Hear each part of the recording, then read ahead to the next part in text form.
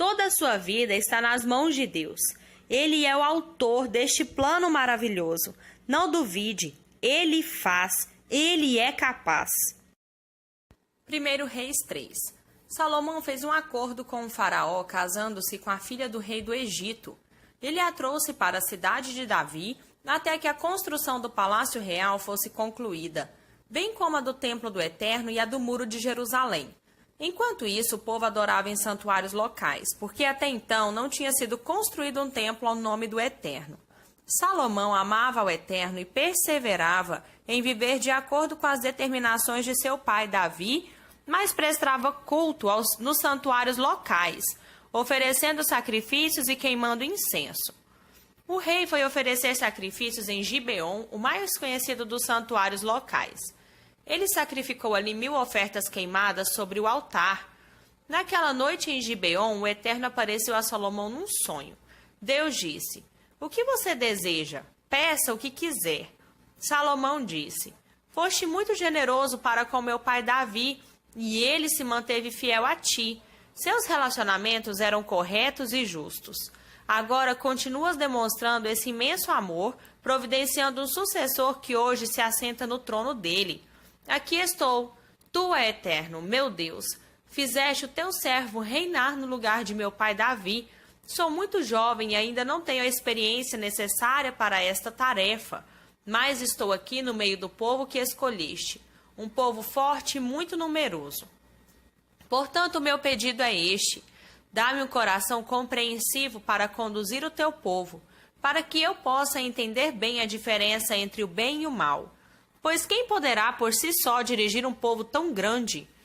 O Senhor Deus se agradou do pedido de Salomão e disse a ele: "Já que não pediu longevidade, riquezas, nem a destruição dos inimigos, mas a capacidade para administrar e governar bem, você terá o que pediu. Vou dar a você um coração sábio e maduro. Nunca houve ninguém igual a você antes e nunca haverá depois de você. E como bônus, você também terá riqueza e fama, coisas que não pediu. Nenhum rei da terra se igualará a você. Se você não abandonar os meus caminhos e seguir os ensinamentos que seu pai seguiu, você terá uma vida longa." Salomão acordou e pensou: que sonho! Ele voltou para Jerusalém, pôs-se diante da arca da aliança do Senhor e adorou, sacrificando ofertas queimadas e ofertas de paz. Em seguida, ofereceu um banquete a todos os que estavam a seu serviço. Um dia, 2 prostitutas compareceram diante do rei. Uma delas disse: "Meu senhor, esta mulher e eu vivemos na mesma casa. Enquanto estávamos juntas, eu tive um bebê. 3 dias depois, ela também teve um bebê. Não tinha mais ninguém na casa e o bebê desta mulher morreu durante a noite, enquanto ela, dormindo, deitou sobre a criança. Eu dormia profundamente, então ela se levantou, pegou o meu filho e o pôs ao seu lado, e depois acomodou o filho morto ao meu lado. Quando acordei de madrugada para amamentar o meu filho, estava ali o bebê morto, mas depois de clarear o dia, percebi que não era o meu bebê." A outra mulher interrompeu: "Não foi assim. O bebê vivo é meu, o morto é que é o seu." A primeira mulher protestou: "De jeito nenhum, seu filho está morto, o meu é o que está vivo." E começaram a bater boca diante do rei. O rei disse: "O que devemos fazer?" "Você diz que o filho vivo é seu e o morto é dela." Ela disse que não, que o morto é seu e o vivo é dela. Depois de refletir alguns momentos, o rei ordenou: "Traga-me uma espada." E trouxeram a espada para o rei. Ele ordenou: "Cortem o bebê vivo em 2. Deem metade para uma e metade para a outra." A verdadeira mãe do bebê vivo, comovida pelo filho, disse: "Não, meu senhor, dê a ela o bebê, mas não o mate." Mas a outra disse: "Se não posso ficar com ele, você também não ficará. Pode cortar o bebê." O rei deu seu veredito: "Deem o bebê vivo à primeira mulher. Ninguém matará o bebê. Ela é a verdadeira mãe." A notícia sobre a perspicácia do rei se espalhou por todo Israel. Todos ficaram admirados de sua capacidade de julgar, sabendo que era a sabedoria proveniente do Eterno. 1 Reis 4. O rei Salomão começou bem o seu reinado sobre Israel. Estes eram os principais oficiais de seu governo: o sacerdote Azarias, filho de Zadok, secretários Eliorefe e Aias, filho de Cisa, historiador Josafá, filho de Ailude, Comandante do exército, Benaia, filho de Joiada. Sacerdotes, Zadok e Abiatar. Superintendente dos administradores regionais, Azarias, filho de Natã, sacerdote e conselheiro do rei, Zabute, filho de Natã, administrador do palácio, Aizar, supervisor dos trabalhos forçados, Adonirão, filho de Ábida. Salomão tinha 12 administradores regionais distribuídos em Israel. Eles forneciam mantimento para o rei e sua administração. Cada um era responsável por fornecer o mantimento durante um mês do ano. Estes são os nomes deles: Ben-Ur, dos montes de Efraim, Ben-Deker, em Macás, Saalbim, Bet-Semes e Elon, Bet-Ana, Bet-Ezed, em Arubó, Socó e em toda a região de Éfer, Ben-Abinadab, em Nafote-Dor. Ele era casado com Tafate, filha de Salomão. Baaná, filho de Ailude, em Taanaque e em Meguido, e em toda a Bet-Seã, perto de Zaretã, abaixo de Jezreel. Desde Bet-Seã até Abel-Meolá, adiante do território de Joquemeão. Ben-Géder, em Ramote de Leade, nas aldeias de Jair, filho de Manassés, em Gileade, e na região de Argob, em Bazã, junto com suas 60 cidades muradas e com trancas de bronze nas portas. Ainadab, filho de Ido, em Manaim, Aimaas, em Naftali, ele se casou com Bazemate, filha de Salomão. Baaná, filho de Uzai, em Azer, em Bealote. Josafá, filho de Parua, em Zacar. Simei, filho de Elá, em Benjamim. Geber, filho de Uri, em Gileade, na terra de Seom, rei dos amorreus, e de Og, rei de Bazã. Ele administrava sozinho todo o distrito. A população de Judá e de Israel tinha crescido muito. Era numerosa como a areia da praia. Todas as suas necessidades eram supridas. O povo comia, bebia e estava contente. Salomão dominava sobre todos os reinos, desde o rio Eufrates a leste até o território dos filisteus a oeste, estendendo-se até a fronteira do Egito. Estes reinos pagavam impostos e estiveram sob o domínio de Salomão durante toda a vida. O suprimento diário do palácio de Salomão era 30 tonéis de farinha da melhor qualidade, 60 tonéis de farinha comum, 10 novilhos gordos, 20 bois de pasto, 100 ovelhas, veados, gazelas, corças e aves domésticas em grande número. Salomão dominava sobre os reinos e reis a oeste do rio Eufrates, de Tifsa e Gaza. Todo o território estava em paz.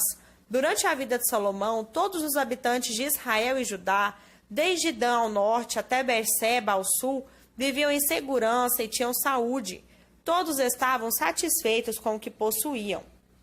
Salomão tinha 40.000 cocheiras para os cavalos que puxavam os carros de guerra e 12.000 cavaleiros. Os administradores regionais, de acordo com o mês designado, entregavam os suprimentos destinados ao rei Salomão e a todos os que eram sustentados pelo palácio. Sempre havia fartura. Eles também levavam ao lugar designado a cota de cevada e de pasto para os cavalos. Deus concedeu a Salomão muita sabedoria, conhecimento profundo e inteligência sem medida. Não havia nada que não estivesse ao alcance de seu intelecto. Sua sabedoria superava em muito a dos sábios do Oriente e sobressaía ao saber do Egito. Ele era mais sábio que qualquer outra pessoa, mais que Etã, o Ezraíta, mais que Emã, Calcol e Darda, filhos de Maol. Ele era famoso em todas as nações ao redor. Compôs 3.000 provérbios e seus cânticos chegaram a 1.005. Ele conhecia tudo sobre plantas, desde os grandes cedros que crescem no Líbano até o isopo que cresce nas frestas do muro. Ele entendia tudo de mamíferos, aves, répteis e peixes. As pessoas vinham de todas as nações para ouvi-lo falar. Eram, na maioria, emissários de reis que souberam da sua reputação e sabedoria. 1 Reis 5. Irã, rei de Tiro, quando soube que Salomão tinha sido coroado rei no lugar de Davi, mandou embaixadores a Israel. Esse rei sempre teve bom relacionamento com Davi. Salomão mandou dizer a ele: "Você sabe que meu pai Davi não pôde construir um templo em homenagem ao Eterno, porque teve de lutar o tempo todo e em toda parte, até que o Eterno pusesse todos os seus inimigos sob seu domínio. Agora o Eterno concedeu paz a todo o território. Não temos inimigos, não enfrentamos hostilidades. Creio que é o momento certo para construir um templo em homenagem ao meu Deus, de acordo com a promessa do Eterno a meu Pai. Seu filho, que o substituirá no seu trono, construirá uma casa em minha homenagem. Por isso, preciso da sua ajuda. Peço que autorize o corte de cedros na floresta do Líbano.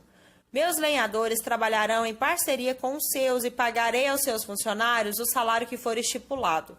Você sabe que entre o meu povo não há ninguém que saiba cortar madeira como os sidônios. Quando Hirão recebeu a mensagem de Salomão, ficou muito contente e exclamou: Bendito seja o Eterno que deu a Davi um filho tão sábio para governar aquela grande nação. Ele mandou dizer a Salomão: Recebi seu pedido de cedros e pinheiros. Você terá tudo o que desejar. Os meus lenhadores levarão a madeira da floresta do Líbano até o mar, e eu a farei flutuar até o local em que você determinar. Ali ela será desamarrada para você poder levar. Peço apenas que se responsabilize pela alimentação dos meus funcionários.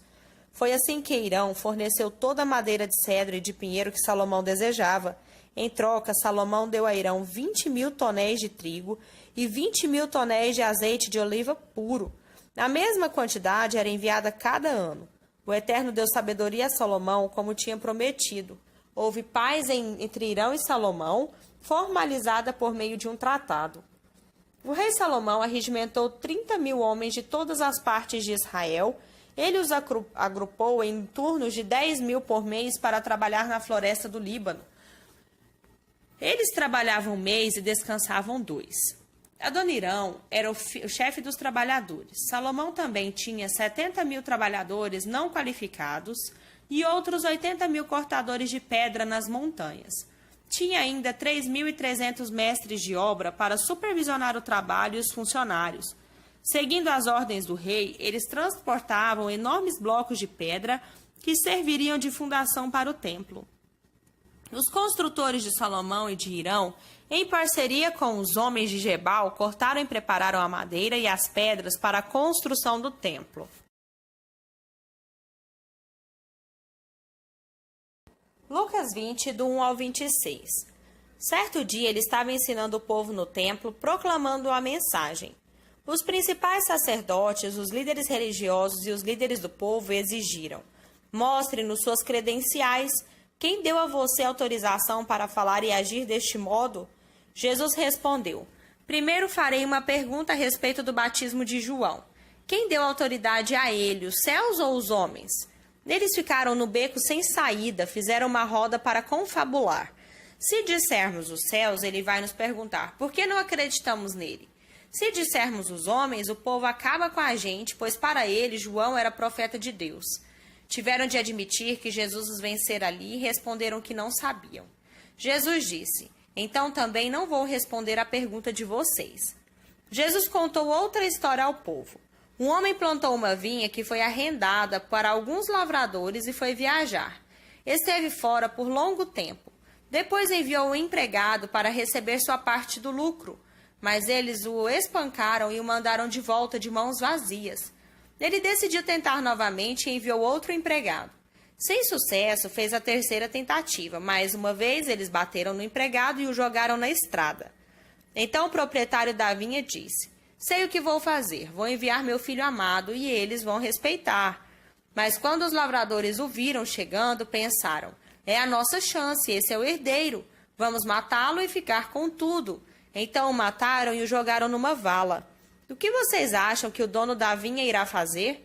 Sem dúvida, vai exterminar estes perversos e entregar a vinha para outros.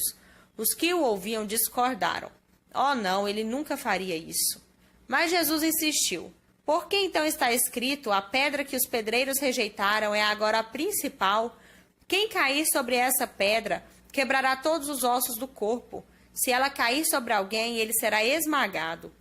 Quando os líderes religiosos ouviram a história, entenderam que o recado era para eles, por isso queriam prender Jesus, mas receosos da opinião pública, recuaram. Esperando uma chance de apanhá-lo, eles enviaram espiões que se fingiam de honestos, com a intenção de levar Jesus a dizer algo que o pusesse em situação complicada perante a lei. Um grupo veio perguntar: Mestre, sabemos que o Senhor é íntegro e não tem meias palavras. que não favorece ninguém e ensina o caminho de Deus com muito zelo. Diga-nos, é ou não é correto pagar impostos a César? Sabendo que eles estavam mal intencionados, Jesus pediu: mostre-me uma moeda. Quem é este que aparece na moeda? Que nome está gravado nela? César, disseram. Jesus disse: então deem a César o que lhe pertence e a Deus o que lhe é devido.